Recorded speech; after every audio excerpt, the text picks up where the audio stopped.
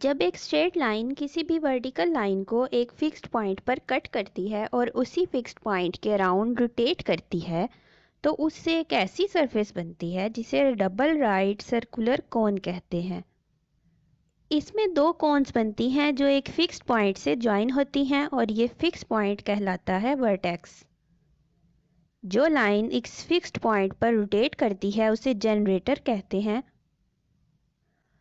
और fixed line को axis कहते हैं। इस राइट सर्कुलर कोन की एक सर्कुलर बेस होती है और इस सर्कुलर बेस का एक्सिस हमेशा वर्टेक्स से सेंटर ऑफ बेस पर परपेंडिकुलर होता है। बेस का पैरामीटर डायरेक्ट्रिक्स कहलाता है। राइट सर्कुलर कोन की रेक्ट्रो सरफेस को नैप कहते हैं। डबल राइट सर्कुलर कोन के दो नैप्स होते हैं। वर्टेक्स के ऊपर वाले नैप को कहेंगे अपर नैप और नीचे वाले को कहेंगे लोअर नैप। जनरेटर और वर्टेक्स के दरमियान में जो एंगल बनता है उसे वर्टेक्स एंगल कहते हैं। Conic sections.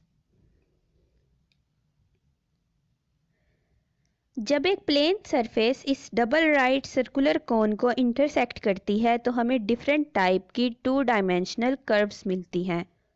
इन कर्व्स को हम कोनिक सेक्शंस कहते हैं।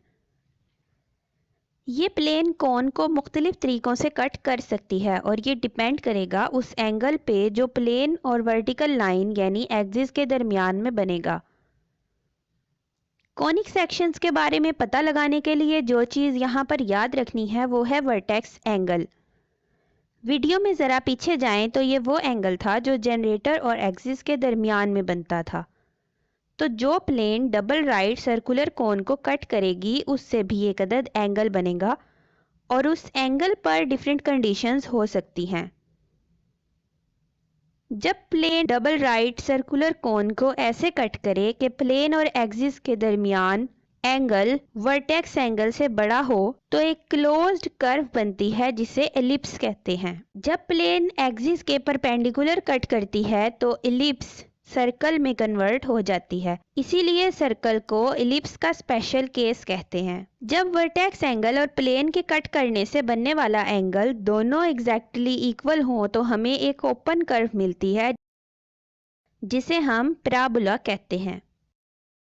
जब प्लेन सिर्फ एक नैप को इंटरसेक्ट करती है और प्लेन और एक्सिस के दरमियान एंगल या तो वर्टेक्स एंगल से बड़ा होता है या फिर बराबर होता है और जब प्लेन वर्टिकल एक्सिस को उस पॉइंट पर इंटरसेक्ट करती है जहां प्लेन और एक्सिस के दरमियान बनने वाला एंगल वर्टेक्स एंगल से छोटा होता है तो प्लेन कोन के दोनों नैप्स को इंटरसेक्ट करती है। उससे जो ओपन कर्व बनती है उसे हाइपरबोला कहते हैं जिसकी दो डिसजॉइंट कर्व्स होती हैं।